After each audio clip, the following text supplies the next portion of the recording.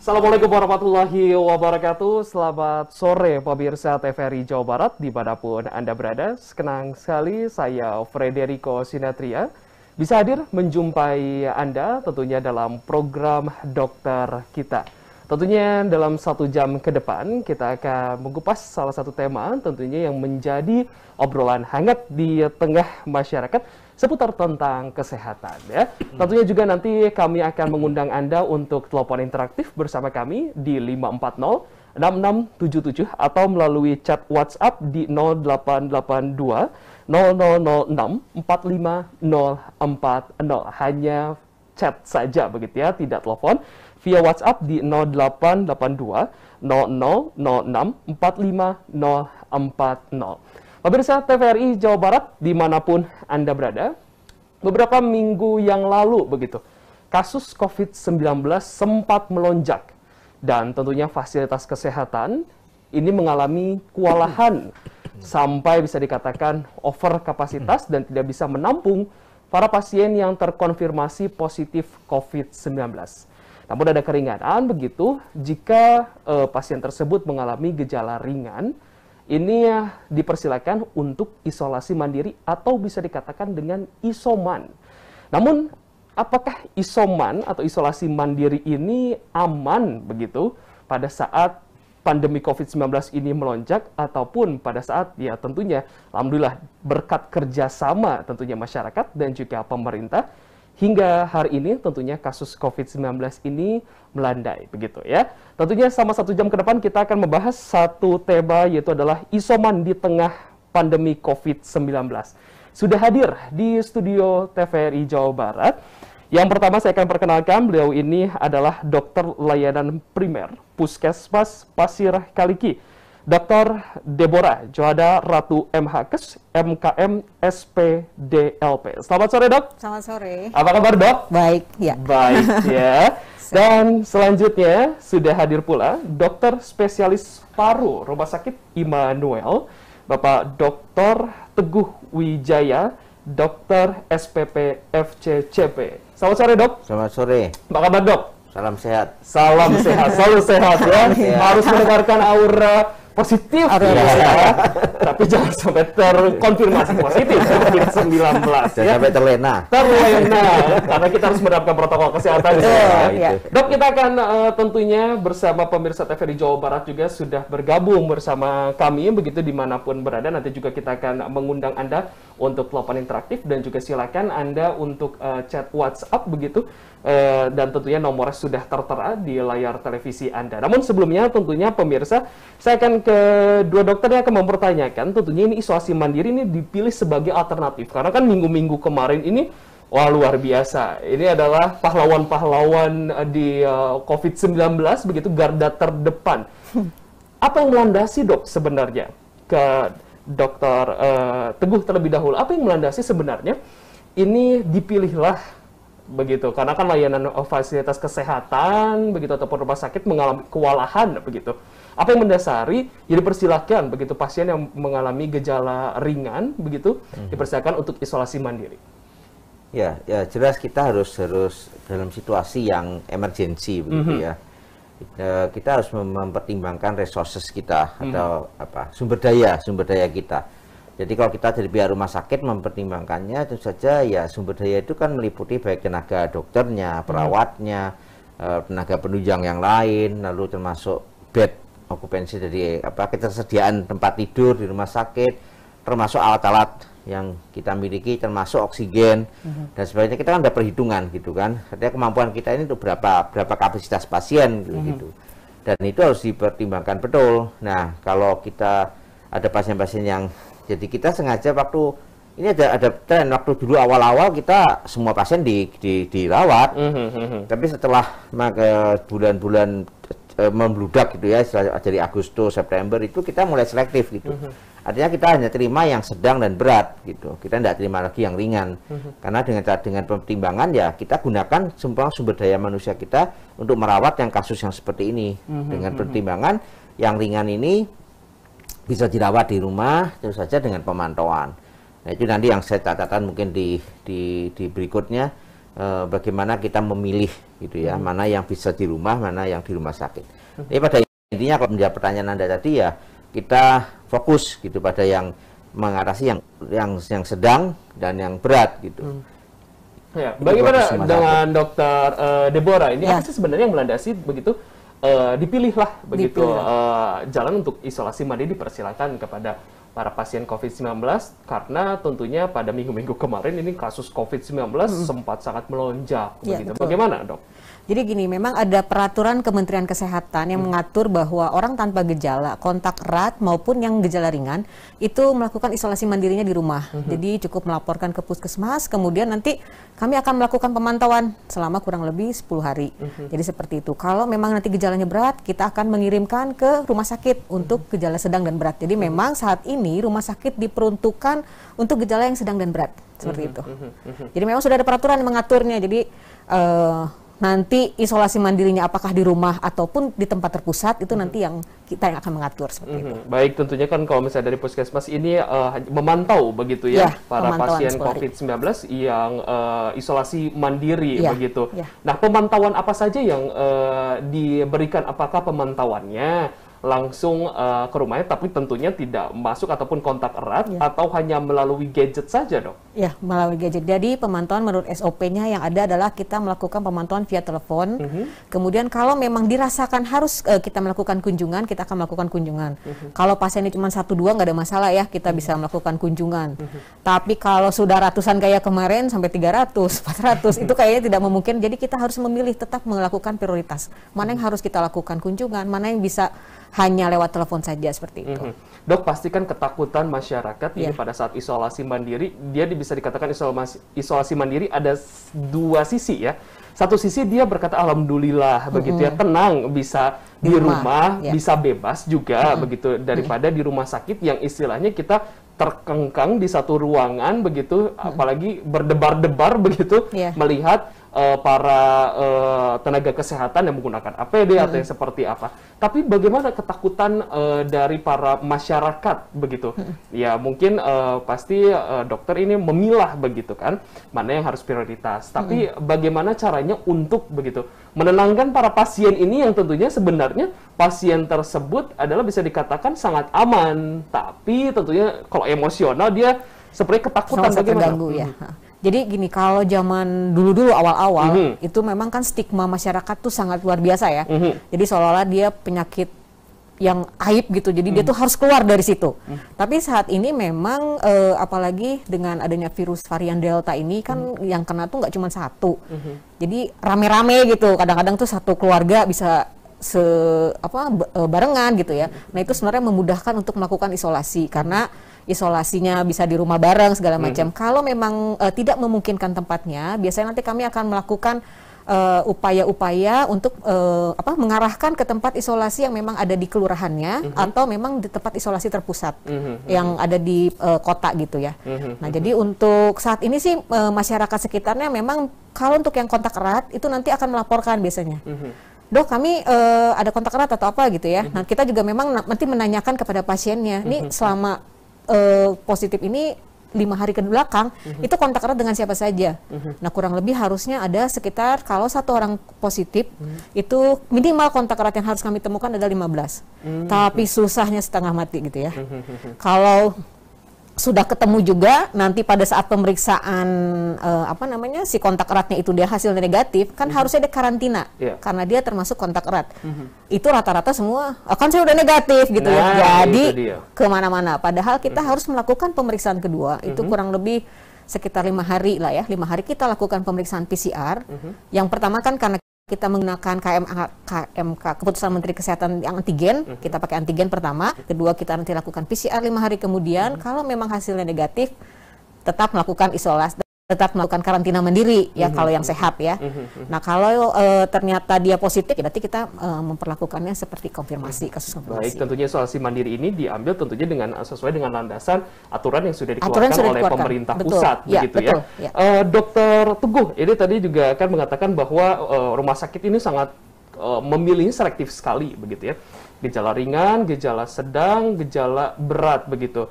Tadi saya pengen tahu juga bagaimana sih sebenarnya rumah sakit ini memilih dengan selektif begitu bahwa gejala sedang dan juga berat dipersilakan untuk masuk ke rumah sakit begitu ya. Untuk gejala ringan dipersilakan untuk isolasi mandiri. Ya, biasanya kami juga ada protap begitu ya. Ada protap itu kan ada COVID ringan, sedang, berat itu juga sudah disusun baik oleh perhimpunan ahli. Kita menggunakan protap yang disusun oleh lima perhimpunan ahli. Dan kemudian dari protap itu juga akan didukung oleh juga keputusan dari Kementerian Kesehatan yang juga membuat tidak ada bedanya dua protap itu, baik dari Kemenkes maupun dari perhimpunan para ahli ini, karena sumbernya juga sama, orang itu juga yang nyusun gitu kan. Nah, jadi protap itu kan jelas sekali sudah kriterianya, kapan disebut ringan, kapan disebut sedang, kapan disebut berat. Antara lain misalkan kadar oksigen darah pada room air, artinya tanpa pakai bantuan, oksigen darahnya berapa. Lalu kita lihat dari foto ronsennya, apakah ada pneumonianya atau tanpa.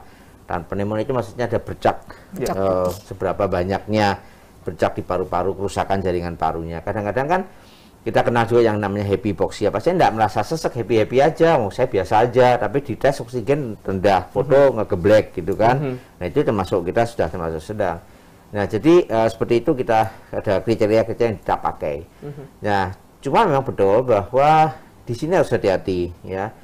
Kasus yang terakhir ini lebih ruwet dibandingkan kasus awal ya. Saya nangani pasien dari pertama kali pasien pertama di Immanuel Indeks. Nah, saya udah terlibat gitu ya dari pertama kali. Waktu itu malah belum ada teman yang lain yang bantu, ya saya sendirian malah waktu awal-awal.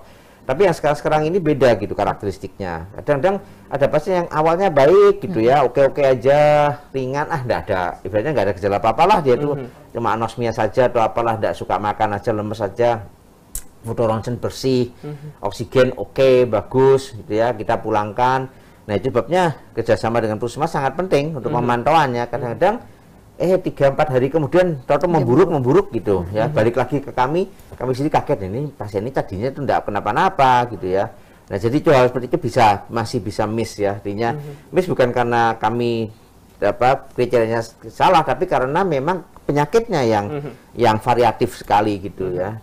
Dan jarang pasien datang cuma di hari aja, nggak ada kelainan apa-apa, di foto ada bercaknya, kita sudah curiga gitu. Nah itu yang perlu selektif di situ. Nah kami juga sudah ibaratnya berlapis-lapis lah seleksinya itu gitu ya. Seleksinya itu berlapis-lapis sekali. Jadi kami sentralkan di IGD itu betul-betul dengan tenaga yang ibaratnya kami trainingnya, briefingnya itu enggak habis-habis dengan pada teman-teman yang di lini depan itu yang melakukan screening itu. Ya, tapi sekali 1-2 pasien pasti masih ada yang miss di sana gitu.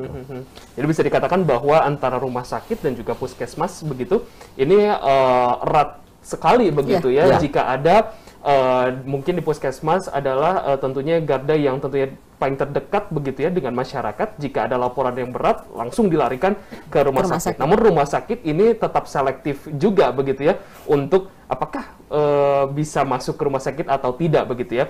Dokter Teguh, apakah isolasi mandiri ini sepenuhnya ini aman dilakukan untuk para pasien COVID-19 yang gejala ringan? Ya, ini yang penting ya.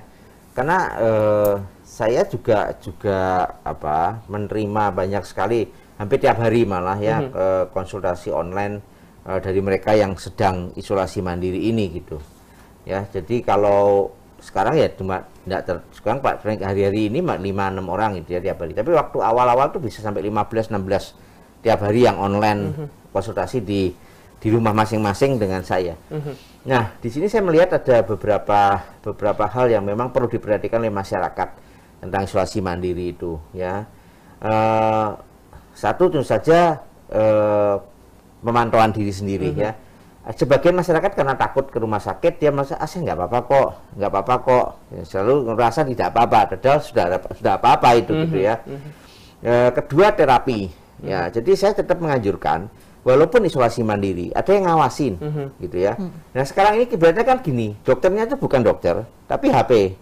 Kita buka HP, teman kasih tahu, terus bilang, dok, saya ini bingung dok, ada yang konsultasi saya dikirim dari teman saya itu katanya dia bekas COVID, dia ngirim saya, dia minum obat ini sembuh. Teman yang lain bekas COVID juga katanya minum obat ini sembuh. Jadi dia obatnya banyak, ya ada antibiotik 2-3 macam karena tiap 3 orang berbeda yang ngirim gitu kan.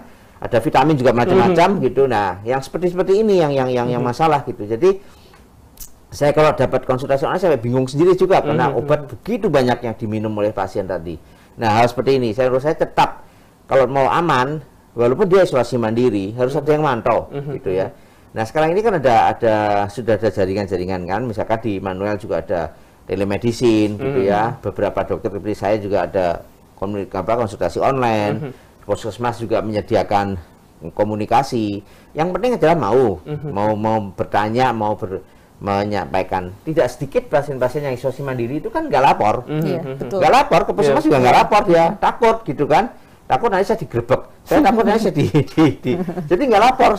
Saya selalu ingatkan di rumah sakit setiap kali kami punya pasien yang positif dan kami selalu panggil keluarganya hari kedua, hari besoknya gitu ya, misalnya paling lambat hari ketiga itu kami selalu panggil keluarga dan selalu salah satu poin yang saya akan nyusun juga poin-poin yang harus disampaikan adalah tadi keluarga harus lapor supaya apa? Pasiennya dirawat, keluarganya ini dimonitor oleh puskesmas, tadi dilacak orang kontak dekatnya.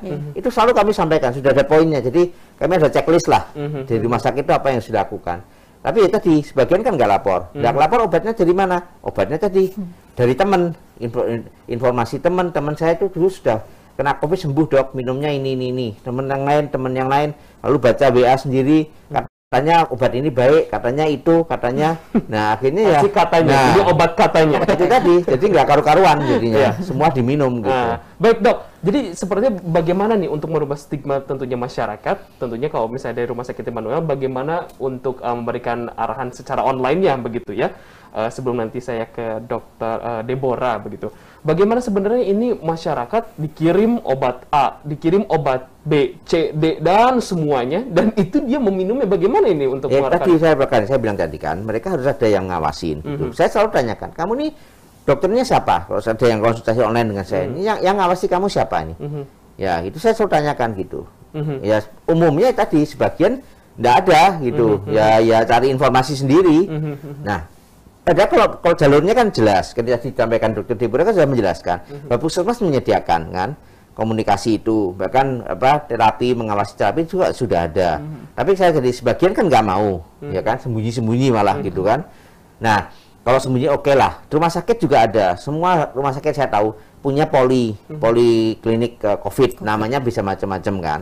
Kalau di Immanuel 3C, ya, Corona Care Center gitu kan. Nah, itu ada dokter di situ, itu ada online-nya juga. Jadi sebaiknya kalau mau mandiri pun datang dulu lah, paling nggak yang pertama kali itu. Dokternya evaluasi, di ronsen dulu, dicek lab dulu dan sebagainya. Setelah itu kasih obat kan, dia kasih obat kan dia pulang, ya kan, isolasi mandiri di rumah. Kalau ada apa-apa kan dia bisa menghubungi lagi klinik tersebut, klinik COVID tadi, ya kan, komunikasi kan ada. Nah itu paling aman sebenarnya itu gitu kan. Nah, jadi ya, memang harus benar-benar dikomunikasikan begitu, apapun begitu. Tentunya pasti mulai dari rumah sakit ataupun puskesmas ini memberikan pelayanan yang terbaik tentunya, apalagi di masa pandemi COVID-19 ini.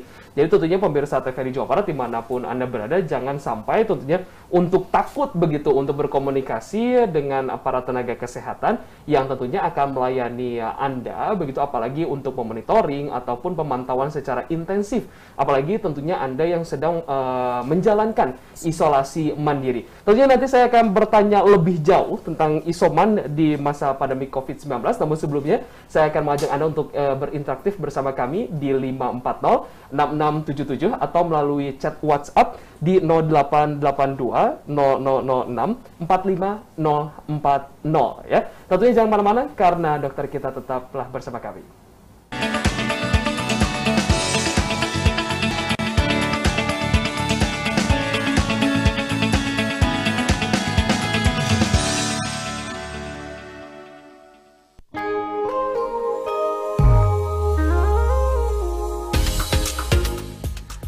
Bismillahirrahmanirrahim.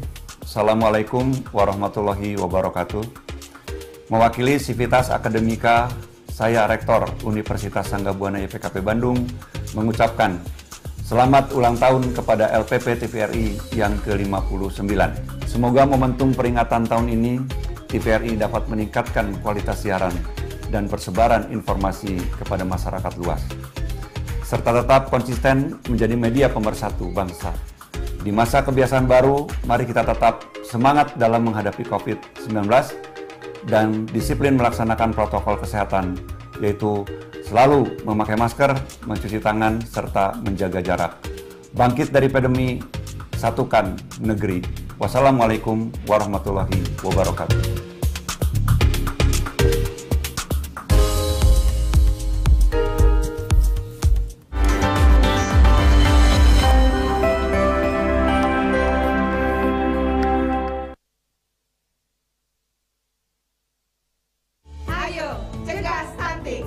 Kunjungi bidan andalan Anda untuk merencanakan dan mengatur jarak kehamilan untuk tumbuh kembang buah hati yang optimal.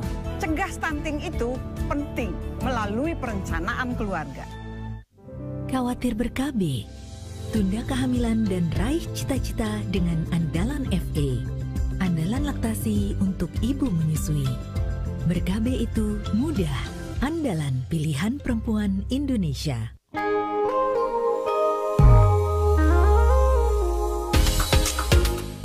Assalamualaikum warahmatullahi wabarakatuh. 59 tahun sudah LPP TVRI melayani masyarakat dalam memberikan informasi dan hiburan yang mendidik. Dalam kesempatan yang berbahagia ini, izinkan saya mewakili Pengurus Besar Paguyuban Pasundan mengucapkan Dirgahayu LPP TVRI ke-59. Semoga TVRI tetap eksis dan selalu menjadi media pemersatu bangsa, serta sukses dalam program migrasi saluran dari analog ke digital. Di masa adaptasi kebiasaan baru ini, marilah kita bangkitkan semangat dalam menghadapi COVID-19 dan tetap melaksanakan protokol kesehatan dengan memakai masker, mencuci tangan, dan tetap menjaga jarak. Bangkit dari pandemi, satukan negeri. Assalamualaikum warahmatullahi wabarakatuh.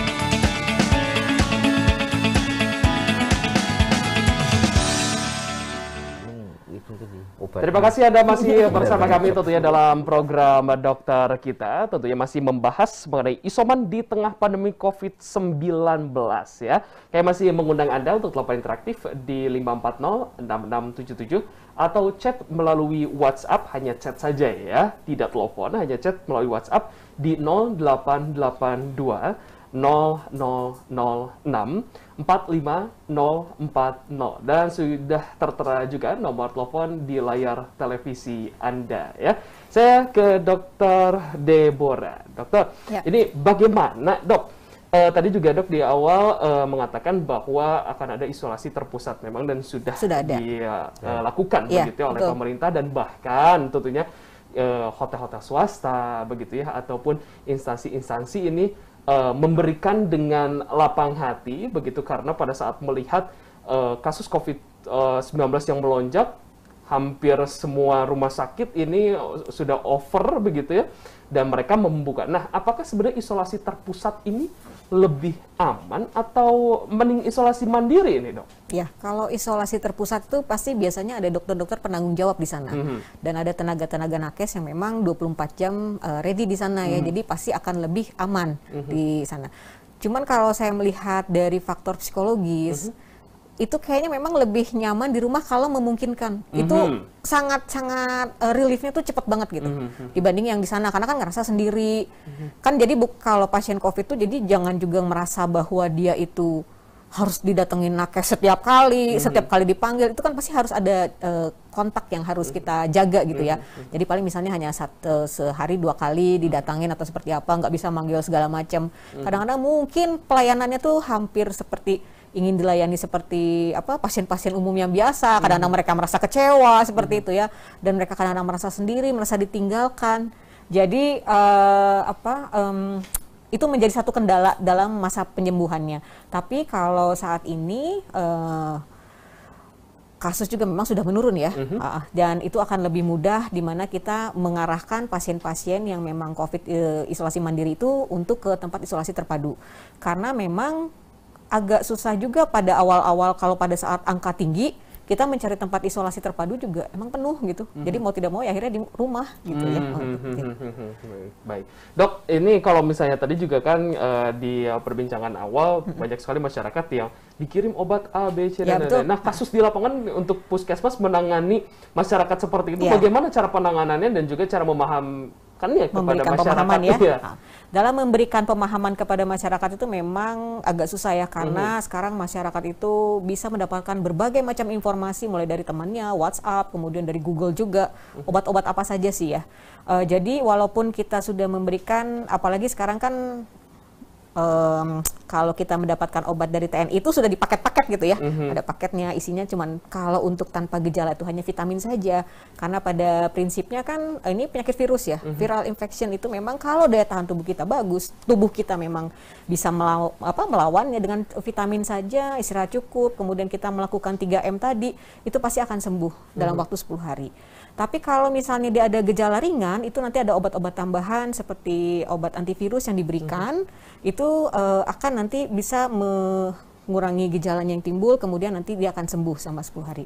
Nah itu saja sebenarnya sudah cukup gitu, jadi nggak usah ditambah dengan berbagai macam obat lagi, karena anak kan suka dapat kiriman. Justru kalau kata saya itu malah menjadi beban hati kita, beban ginjal kita gitu, dimana sebenarnya dengan obat-obat yang ada juga sudah cukup gitu. Jangan membebani lagi badan kita gitu. Yang mana kita saat ini sedang berperang, kok ditambah macam-macam ya sebenarnya nggak butuh gitu. Jadi badannya juga pusing. Ini badannya yang pusing, mana mau sih? yang Gitu, mana. Jadi malah gitu menambah ya? beban pekerjaan di mana harus membersihkan efek-efek sisa dari vitaminnya, apakah dari obat-obat yang lain gitu ya. Baik, jadi ini harus benar-benar dipahami juga oleh pemirsa TVRI Jawa Barat dimanapun Anda berada, bahwa kebutuhan dari badan kita ini untuk vitamin, misalnya vitamin C atau vitamin D, vitamin E ini kita harus pahami terlebih dahulu. Jangan sampai malah kita kelebihan begitu ya. Jadi untuk penyerapan tubuh kita jadi kurang maksimal begitu ya, Dok ya. Nah, Dokter Teguh, ini kau pengen tanya sebagai spesialis paru karena memiliki andil besar. Kata tadi juga dokter ini mengatakan bahwa kita akan melihat ronsennya, bagaimana bercak-bercaknya. Selain dari infeksi yang lainnya, apa saja sih yang melandasi bahwa ini silakan masuk ke rumah sakit karena harus menjalani yang intensif. Ini boleh di rumah melakukan isoman. Jadi apa saja yang melandasi selain tentunya infeksi-infeksi yang tadi sudah dokter jelaskan? Ya, saja kalau kita bicara klinis ya, yang saya sampaikan itu jelas ya. Bahwa itu harus menjadi nomor satu pedomannya, seperti kadar saturasi oksigen, lalu gambaran radiologis, ya, lalu laboratorium seperti ya, kita tahu bahwa persoalan dengan infeksi virus COVID ini kan tidak terbatas pada infeksi virusnya, tapi juga yang ramai diperbincangkan sebagai badai sitokin atau sitokin storm itu ya. Jadi adanya reaksi imun yang berlebihan kemudian yang malah merusak tubuh kita. Nah, seperti itu kan juga harus dilihat juga. Jadi itu yang harus diperhatikan. Ya, di luar itu tentu saja ya fasilitas isomannya memadai tidak, aksesnya ke fasilitas kesehatan dia mudah tidak dan sebagainya. Itu juga jadi pertimbangan biasanya saya menyampaikan gitu ya. Ketersediaan oksigen di rumah dan sebagainya itu juga jadi satu faktor. Jadi pada saat-saat yang kita seperti yang kemarin ketika kasusnya melonjak tinggi ya, masyarakat cari oksigen aja juga udah gampang, itu tabung oksigen di mana-mana susah, ngisi juga susah. Maka kasus-kasus yang mepet-mepet itu saya anjurkan untuk dirawat gitu, karena bagaimanapun ya walaupun rumah sakit juga pas-pasan, tapi lebih terjamin ada oksigen di sana. Gitu. Dan itu yang saya selalu tekankan juga pada mereka yang isoman, supaya ya jangan lengah gitu ya, tetap waspada sehingga ketika kondisi itu memburuk segera ke rumah sakit gitu. Itu yang kami yang terakhir ini banyak kasus yang jelek itu justru yang dari isoman kok. Jadi yang angka kematiannya tinggi itu saya juga mendata gitu ya, buat data kecil-kecilan survei gitu, yang meninggal itu kebanyakan yang sudah isoman duluan gitu. Ketika isoman memburuk ya terlambat ke rumah sakitnya, lalu baru ke rumah sakit. Ketika sudah jelek, oksigennya sangat rendah, ketika kesadaran sudah turun dan sebagainya, baru pada dibawa ke rumah sakit. Dan itu kadang-kadang enggak bisa diselamatkan kami. Iya dok, karena beberapa bulan kemarin karena banyak sekali begitu ya kabar-kabar berita begitu bahwa ini yang isoman telat begitu karena dikatakan ya over kapasitas dari rumah sakit lah, dari rumah sakit A ke rumah sakit B tidak mendapatkan bed lah ataupun yang lain-lainnya. Jadi sebenarnya apakah itu kesalahan dari keluarganya, di lingkungan sekitar, atau seperti apa nih dok?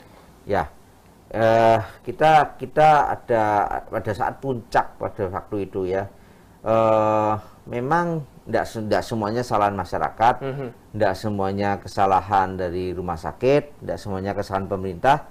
Kalau kita mau nyalahkan ya nyalahkan penyakitnya, gitu ya. Karena ya saya juga dapat banyak WA itu.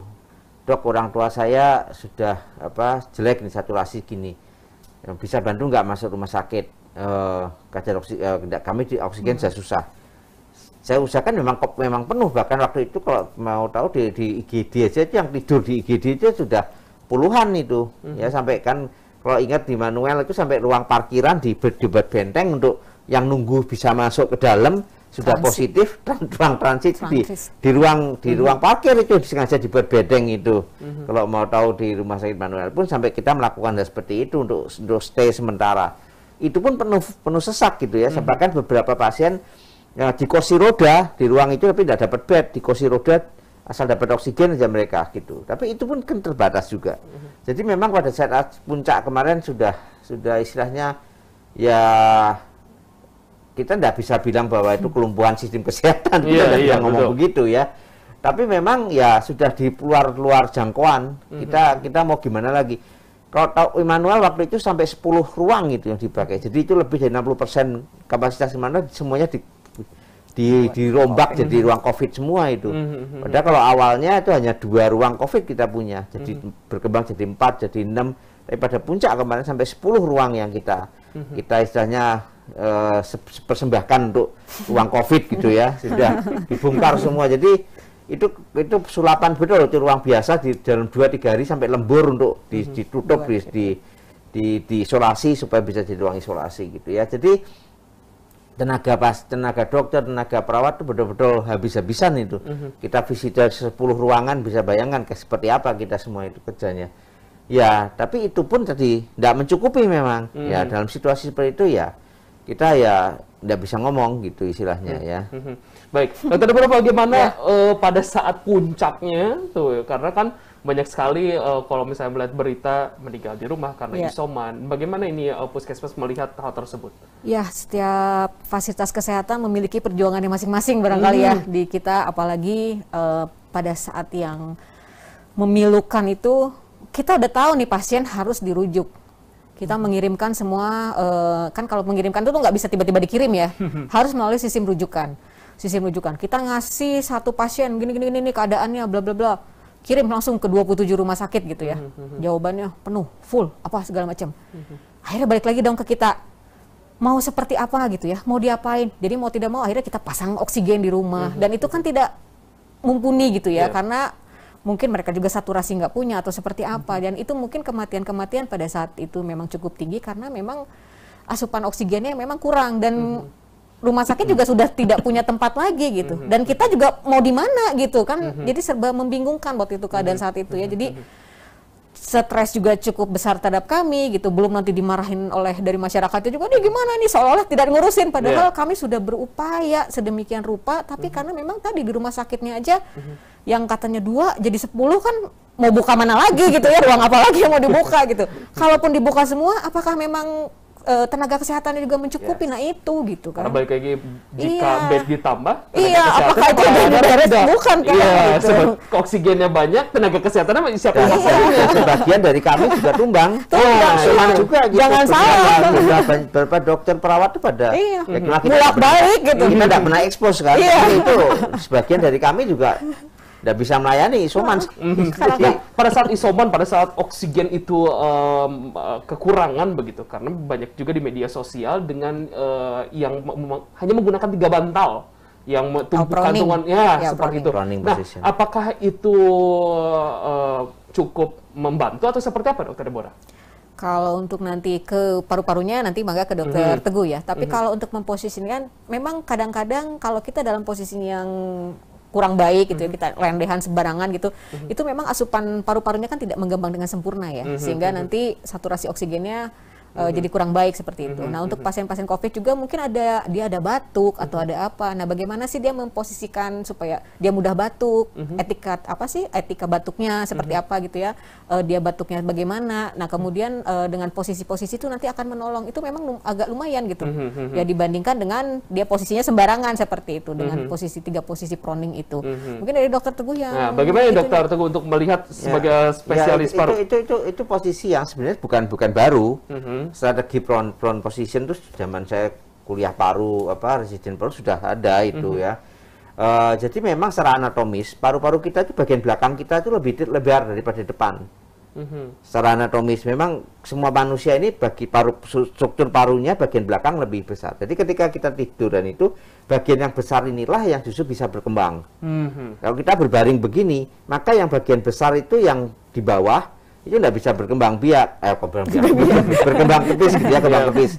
Sementara yang bagian kecil justru yang kembang kepis yang di depan itu. Jadi yang bagian belakangnya yang nyerap oksigen itu malah tertindih. Tapi kalau kita balik, yang bagian belakang itu yang malah mengembang, itu bisa untuk pertukaran oksigen lebih baik gitu. Memang itu posisi yang bahkan sudah dikenal di ICU dan sebagainya. Salah satu strategi kalau kita pasien pakai mesin pun bisa dibalik gitu ya. Bahkan di luar negeri ada ranjang kinetik, jadi ranjangnya yang diputar, di pasiennya diikat aja pakai ban gitu, ranjangnya bisa ngebalik gini, jadi 180 derajat di orangnya ngadep bawah gitu. Nanti kalau sudah capek dibalikin lagi gitu, jadi ranjangnya yang bolak-balik gitu, bisa diatur gitu. Tujuannya prone position lagi, memang itu yang dianjurkan. Baik, berarti memang masih bisa membantu ya dok? Membantu. Ya, jadi pada saat seperti itu memang ya semua upaya dilakukan. Bahkan kan kita juga menolong dengan membagikan video-video yang tentang exercise dan sebagainya di rumah. Kan ada Immanuel juga membuat exercise atau latihan untuk orang-orang COVID di rumah. Itu ada videonya. Baik, Dr. Deborah, bagaimana ini menangani tentunya masyarakat yang sudah isoman begitu, tapi pada saat pemantauan dia ini memaksa untuk ke rumah sakit, padahal kan rumah sakit juga tidak maksudnya sudah memberikan sosialisasi dan juga pemerintah pusat juga sudah memberikan informasi begitu bahwa untuk gejala ringan begitu persilakan untuk isoman. Tapi bagaimana caranya ini puskesmas itu memberikan arahan tentunya padahal kan untuk larangan ke rumah sakit ini harus sedikit dikurangi begitu ya, karena kan banyak sekali virus-virus begitu ya. Nah, bagaimana ini kepada masyarakat? Jadi memberikan edukasi-edukasi yang memang secara terus-menerus seperti itu ya. Jadi memberikan edukasi, jadi tidak lelah. Jadi walaupun nanti mereka merengek atau apa, paling kalau misalnya isolasi mandirinya tidak bisa dilakukan di rumah, tadi kami pindahkan ke isolasi mandiri terpusat. Seperti itu. Jadi kalau di isolasi mandiri terpusat ini kan ada dokter penanggung jawabnya di sana.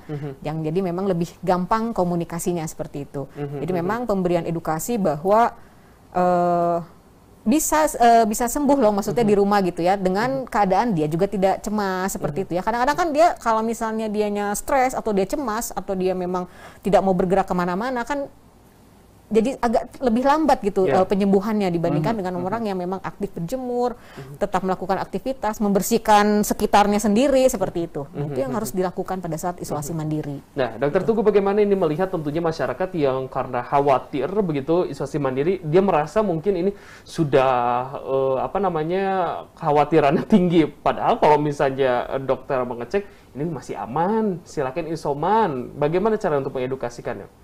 Ya tetap saya bilangnya kalau Anda ragu-ragu datanglah ke rumah sakit, ya kan? Di rumah sakit pasti ada pemantauan, ada evaluasi, dan tadi saya bilang kami sudah punya kriteria, gitu. Anda mau maksa gimana? Kalau kami bilang tidak, ya gimana Anda mau masuk? Lewat pintu mana ibaratnya kan? Kalau dokternya sudah bilang tidak bisa masuk, ya kan kami lakukan evaluasi. Meskipun kami jujur saja di depan saya sudah sampaikan tadi, kadang-kadang kami miss, ya, walaupun sepandai-pandainya dokter kan juga bukan malaikat. Kita kadang-kadang saya bilang tadi semua parameter bagus, gitu ya. Setelah isoman jelek, kadang-kadang masyarakat marah ke kami juga gitu. Kenapa kemudian ditolak gini-gini? Sekarang kami datang lagi kata dokter jadi sudah jelek. Ya bukan dia kami sekali lagi ini penyakit memang penyakit yang luar biasa gitu ya, yang ibarat textbooknya aja belum ada. Ya. Kita semua belajar. Terus terang dokter itu belajar. Apa yang tadinya jadi terapinya sekarang dibilang tidak ada, bukan itu terapinya gitu kan. Kami juga belajar terus gitu. Sampai hari ini kalau mau tahu belum ada terapi yang betul-betul istilahnya ditemukan pamungkasnya gitu untuk penyakit ini kan belum ada juga gitu. Jadi kami masih terus belajar gitu. Apa yang tadinya bukan menjadi isu, sekarang menjadi isu yang harus diperhatikan gitu ya. Seperti sitokin storm itu pada waktu awal-awal kan nggak ada yang ngomong sitokin storm. Nggak ada orang ngomong gitu. Itu baru sekarang-sekarang semua ngomong begitu. Nah itu kan hal yang terus kami juga belajar. Jadi ya kalau kami di rumah sakit kami sudah jelas kriteria, sudah ada patokannya, sudah ada semua kriteria. Meskipun kami sering sampaikan juga, ya kami mohon maaf kadang-kadang kami juga bisa keliru gitu ya sebagai manusia biasa kami juga bisa keliru membuat prediksi tentang kasus gitu. Tapi tentu saja itu kami eliminir sekali karena kami mengikuti betul-betul paduannya ada checklist lah protokolnya. Kalau ada ini maka rawat. Kalau ini nggak ada bahkan bisa isoman. Jadi kami sudah punya itu standarnya. Gitu. Dok, selanjutnya bagaimana strategi isolasi mandiri ini agar aman tentunya? Karena kan isoman ya isoman, tapi tetap ada kekhawatiran begitu. Tapi bagaimana sih sebenarnya untuk mengedukasi strategi ini untuk isoman yang aman, Dok? Ada pengawasan. Itu nomor satu. Saya sampaikan bahwa saya dapat banyak sekali pasien-pasien yang langsung ke saya, ya artinya secara konsultasi online dengan saya. Dan mereka sedang isoman itu, makanya isolasinya online. Tapi sekali lagi, itu mereka saran saya paling baik mereka ada pengawasnya, ada dokter yang mengawasi. Ya kalau mereka bisa yang paling dekat saja puskesmas. Puskesmas itu sudah menyediakan fasilitas yang untuk komunikasi, untuk pengawasan dan sebagainya. Asal mereka mau lapor aja gitu kan, jangan takut lapor ke puskesmas karena memang harusnya begitu gitu ya prosedurnya. Nah kalau selain itu ada. Saya juga tahu semua rumah sakit sudah ada gitu, ada COVID center lah istilahnya, apapun namanya ya, tiap tempat kan bisa beda-beda namanya istilahnya gitu ya. Kalau di mana Poli3C itu ada telemedicine-nya, tinggal kontak di situ, bisa komunikasi. Saya kondisi sekarang hari ini gini, mana masih baik dok, atau harus ke rumah sakit sekarang, atau masih bisa di rumah, itu kan ada yang melayani, gitu kan. Jadi masih bisa. Yang penting ada pengawasan, jangan tadi minum obatnya semau-maunya, asal atas saran teman, atas saran mertua, atas saran siapa gitu kan. Dan semua obat dimasukkan. Dan obat diminum karena ada sarannya 5 orang diminum semua. Nah itu kan, aduh kalau lihat itu ngeri deh. Kalau lihat itu ada yang dari yang suplemen itu, aduh luar biasa. Bahkan ada yang suplemen A itu yang di nebu gitu ya. Padahal orang diuap itu enggak semua obat bisa untuk obat uap. Itu diuap itu obat suplemen. Saya tidak nyebut nama mereknya ya. Nanti semua orang masyarakat ikut-ikutan uap itu. Tapi saya sampai ketawa. Karena bilang kamu yang nyuruh siapa? Saya bilang gitu. Kata paman saya, dia diuap aja lebih cepat masuk paru-parunya kan yang rusak paru-paru. Jadi parunya lebih cepat dikasih ini supaya cepat sehat. Itu vitamin kenapa diuap gitu ya. Tidak masuk akal saya gitu, tapi ya itu terjadi gitu. Masih sampai separah itu gitu. Dan kembali ke kondisi masing-masing mungkin ya, ada yang cocok, ada yang nggak boleh gitu, tapi kok jadi mengikuti begitu ya. Makanya. Nah, Dokter Deborah ini bagaimana untuk strateginya tentunya untuk dari pihak puskesmas nih untuk memberikan edukasi isoman yang aman. Isoman yang aman ya. Jadi pasien itu memang harus memastikan mereka juga mengecek keadaan tubuh dirinya sendiri gitu. Misalnya mengecek suhunya sehari 2 kali gitu ya. Pagi sama sore-sore gitu. Nah, seberapa tingginya, apakah lebih dari 37,5 atau tidak. Kemudian yang terpenting sekarang adalah memang ini jadi barang mahal ya, karena awalnya tuh tadi murah banget, pulse oximetry untuk mengukur kadar oksigennya seperti bagaimana. Dan gejala-gejala lainnya, apakah nanti dia bertambah letih, lemah, nggak mau makan, atau dia ada diare seperti itu. Nah itu yang memang nanti dilaporkan. Nah itu cara-cara trik isoman supaya saya kondisinya saat ini masih baik dan seperti itu. Baik, Dokter Deborah lanjut, kalau misalnya tadi juga kan kalau misalnya sekarang itu bahkan ada yang sekeluarga begitu isoman. Nah pedoman untuk keluarga yang untuk melakukan isolasi mandiri ini seperti apa, Dok? Ya, jadi kalau keluarga yang isoman bareng-bareng ya, itu berjamaah jadinya ya. Jadi tetap menggunakan masker pada saat mereka bertemu atau apa gitu ya. Terus penggunaan piring makannya juga nanti langsung dibersihkan masing-masing seperti itu ya. Pakaian-pakaiannya juga, kalau itu memang agak lebih mudah sih dibandingkan dengan ada yang satu kemudian yang lainnya negatif gitu ya. Nah, itu agak lebih susah gitu untuk penata laksananya. Tapi kalau ini sih yang terpenting memang tetap 3M, melakukan menjaga jarak. Jadi jauh-jauhan gitu ya, jadi nggak usah banyak ngobrol dulu lah gitu ya. Kemudian menggunakan masker, mencuci tangan itu yang harus, dan membersihkan area sekitarnya. Jangan lupa berjemur itu kurang lebih dari jam 10 sampai jam 3 gitu ya, kurang lebih 10 sampai 15 menit sih, nggak usah terlalu lama. Kemudian ya tetap melakukan aktivitas gitu, jangan ngejedok diem gitu ya, karena itu juga nanti akan menambah banyak penyakit gitu ya. Dan makan makanannya juga tetap harus dijaga, mungkin jangan banyak yang merangsang seperti apa kayak gorengan, kemudian nanti yang pedas-pedas segala macam, udah pengennya cenghar gitu, cepat sembuh ya. Tapi yang ada malah nanti pencernaannya juga terganggu, segala macamnya terganggu. Jadi yang biasa-biasa saja. Nah Dok, katanya kalau misalnya lagi isoman tuh katanya dikurangi katanya untuk minum yang dingin katanya. Jadi lebih banyak untuk yang hangat. Apakah betul atau tidak, Dok? Sebenarnya itu kan nanti balik lagi dia jadi batuk atau enggak gitu ya. Untuk merangsang takutnya jadi batuk atau enggak. Atau misalnya badannya kebetulan lagi nggak enak dan itu lebih banyak minuman dingin-dingin, kan kadang-kadang minuman dingin tuh bisa jadi soda atau nanti yang lain-lain seperti itu kan, yang memang kurang baik untuk kesehatan. Jadi kalau misalnya pedas nanti ke pencernaan. Kalau misalnya dingin jadi ke batuk bisa gitu jadi, ya. Jadi pokoknya jadi ke flu gitu ya. Jadi kita harus memang menjaga tubuh kita semaksimal mungkin ya. Karena tubuh kita saat ini sedang berperang seperti itu.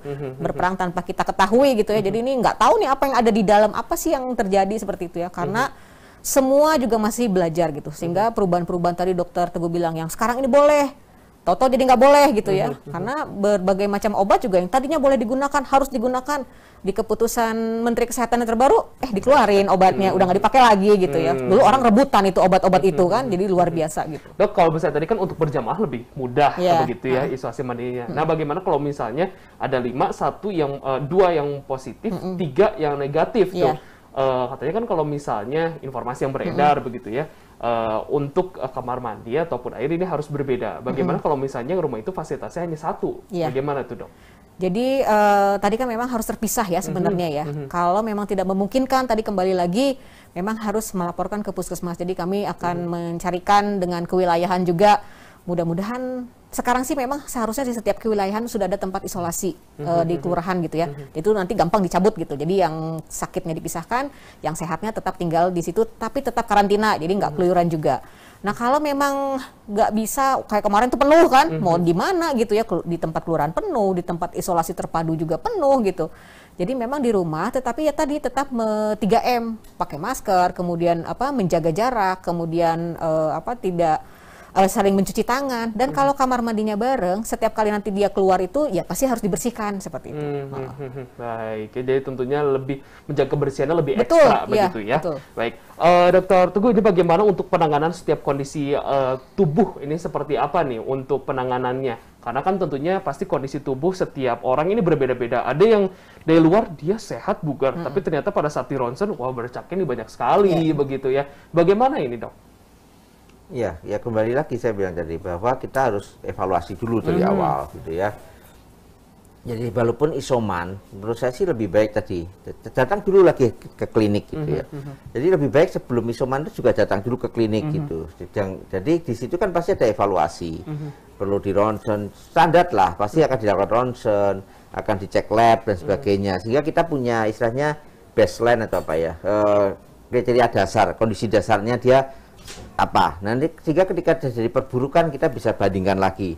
Oke, fotonya tadinya bersih, sekarang 5 hari kemudian dia tambah sesek, di foto ulang kok seperti ini. Nah itu kan bisa jadi cocokan. Jadi ya hal seperti ini harus dimengerti bahwa isoman itu bukan berarti lalu ya semaunya begitu ya. Ya lebih baik tetap dalam pengawasan sih. Menurut saya sih itu. Jadi tetap ada komunikasi dengan petugas kesehatan dengan itu. Jadi komunikasi dengan tenaga kesehatan ini harus intens begitu ya. Ya. Dok, ini singkat saja untuk isoman atau isolasi mandiri untuk sekarang ini minimal berapa hari sih atau tergantung dengan kondisi? Karena kan banyak banget nih riset kodu katanya harus 14 hari. Ya, sekarang 10 hari. Nah, ada yang bilang beberapa riset lah begitu. Nah, bagaimana Dok sebenarnya dari spesialis paru ini untuk isolasi mandiri amannya seperti apa?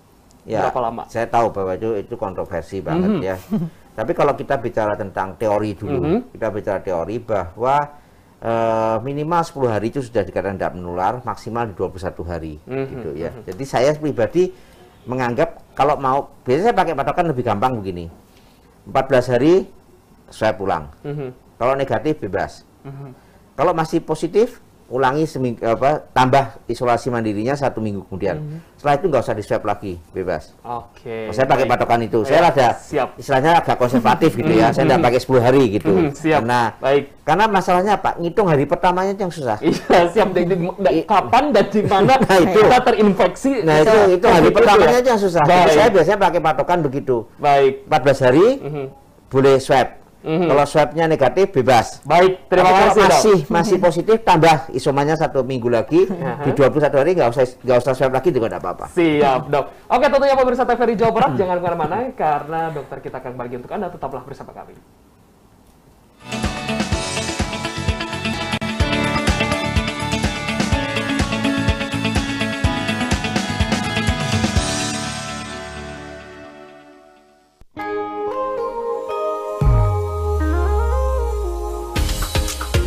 Assalamualaikum warahmatullahi wabarakatuh. Saya Nina Susana Dewi, Kepala Dinas Kesehatan Provinsi Jawa Barat. Dalam kesempatan yang baik ini, saya ingin mengucapkan selamat ulang tahun kepada LPP TVRI yang ke-59. Semoga momentum peringatan tahun ini, TVRI dapat meningkatkan kualitas sarana dan penyebaran informasi kepada masyarakat luas, serta selalu konsisten menjadi media pemersatu bangsa. Tetap semangat dalam menghadapi COVID dengan tetap ketat terhadap protokol kesehatan, memakai masker, menjaga jarak, dan selalu mencuci tangan. Bangkit dari pandemi, satukan negeri. Wabillahi taufiq wal hidayah. Wassalamualaikum warahmatullahi wabarakatuh.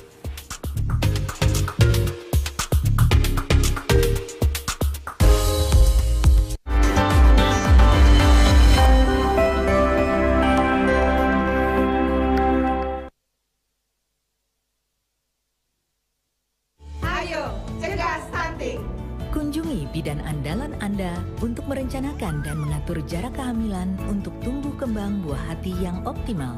Cegah stunting itu penting melalui perencanaan keluarga. Khawatir ber-KB? Tunda kehamilan dan raih cita-cita dengan Andalan FA. Andalan laktasi untuk ibu menyusui. Ber-KB itu mudah. Andalan pilihan perempuan Indonesia.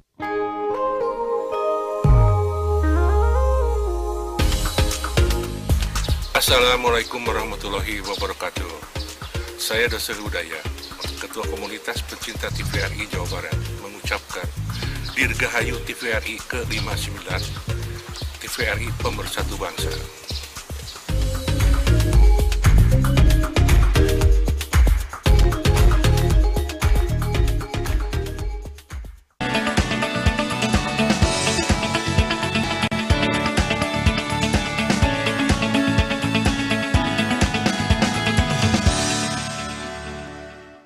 Terima kasih Anda masih bersama kami tentunya dalam program dokter kita. Tidak terasa begitu ya, sudah berada di penghujung acara. Tentunya akan ada tips sehat begitu ya. Yang pertama silakan Dokter Teguh untuk tips sehatnya selama isoman di tengah pandemi COVID-19 ataupun bagaimana nih kita aktivitas selalu berdampingan dengan COVID, Dok. Silakan. Ya, yang isoman saya sudah ulang berkali-kali ya. Sebaiknya tetap Anda itu dalam pengawasan ya.